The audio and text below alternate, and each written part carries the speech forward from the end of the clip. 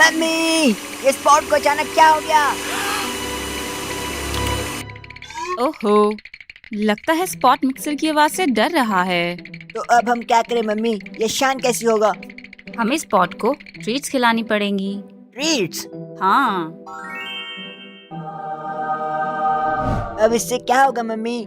देखो, इस समय स्पॉट डरा हुआ है, तो अगर हम उसे ट्रीट्स खिलाते हैं तो वो खुश हो जाएगा।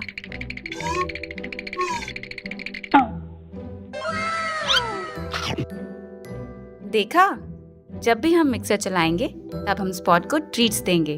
अगर हम ऐसा करेंगे तो धीरे धीरे स्पॉट समझ जाएगा कि मिक्सर की आवाज होने पर कुछ बुरा नहीं बल्कि अच्छा होता है। ओह,